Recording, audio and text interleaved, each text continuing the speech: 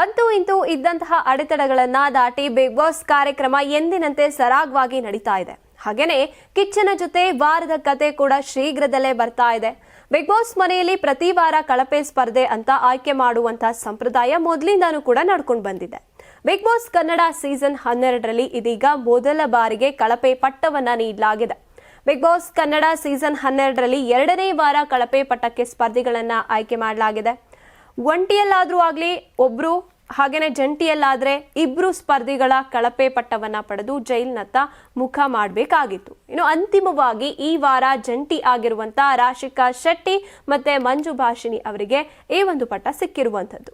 ಈ ವಾರ ಕಳಪೆ ಪಟ್ಟಕ್ಕೆ ಯಾರನ್ನ ಆಯ್ಕೆ ಮಾಡಬೇಕು ಅಂತ ಸ್ಪರ್ಧಿಗಳಿಗೆ ಬಿಗ್ ಬಾಸ್ ಕೇಳಿದಾಗ ಒಬ್ಬೊಬ್ಬರಾಗೆ ಬಂದು ತಮ್ಮ ಕಾರಣಗಳನ್ನ ಹೇಳಬೇಕಾಗಿತ್ತು. ಆಗ ಅಶ್ವಿನಿ ಗೌಡ ಅವರು ಈ ಬಾರಿ ಕಳಪೆ ಪಟ್ಟವನ್ನ ಜಂಟಿಗಳಾದ ರಾಶಿಕಾ ಶೆಟ್ಟಿ ಹಾಗೇನೆ ಮಂಜು ಭಾಷಿಣಿಗೆ ನೀಡ್ತೀನಿ ಅಂತ ಹೇಳಿದ್ರು.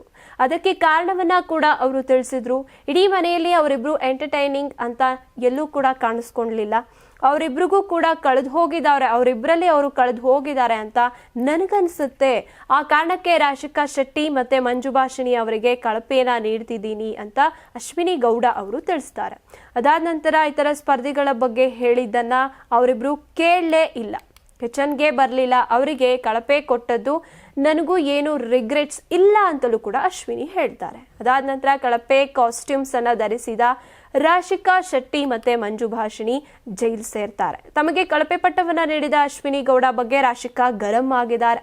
ಇನ್ಮೇಲೆ ಆಟನ ಚೇಂಜ್ ಮಾಡ್ತಾರೆ ನೋಡಿ, ನಾನಂತೂ ಇವ್ರು ಹೇಳಿದ್ದನ್ನ ಏನು ಕೇಳೋದಿಲ್ಲ ಅಂತೀನಿ ಅಂತ ಗರಂ ಆಗಿದ್ದಾರೆ ರಾಶಿಕಾ. ಇದೆಲ್ಲ ಒಂದ್ ಕಡೆ ಆದ್ರೆ ಕರುನಾಡಿನ ಜನತೆ ಕಿಚ್ಚನ ಪಂಚಾಯಿತಿಯನ್ನ ಎದುರು ನೋಡ್ತಾ ಇದ್ದಾರೆ. ಕಿಚ್ಚ ಯಾವ ರೀತಿ ಪಂಚಾಯಿತಿ ಮಾಡ್ತಾರೆ, ಕಿಚ್ಚನ ಪಂಚಾಯಿತಿಯಲ್ಲಿ ಯಾರ ತಪ್ಪಿಗೆ ಕ್ಲಾಸ್, ಯಾರ ಸರಿಗೆ ಭೇಷ್ ಅನ್ನುವಂತ ಕುತೂಹಲದಲ್ಲಿ ಇದ್ದಾರೆ. ಈ ನಡುವೆ ಈ ವಾರ 3 ಜಂಟಿಗಳು ಮತ್ತೆ 4 ಒಂಟಿಗಳು ನಾಮಿನೇಟ್ ಆಗಿದ್ದು ಯಾರಿಗೆ ಮನೆ ಬಾಗಿಲು ತೆರೆಯುತ್ತೆ ಅನ್ನೋದನ್ನ ಕೂಡ ಕಾದು ನೋಡ್ಬೇಕಾಗಿದೆ.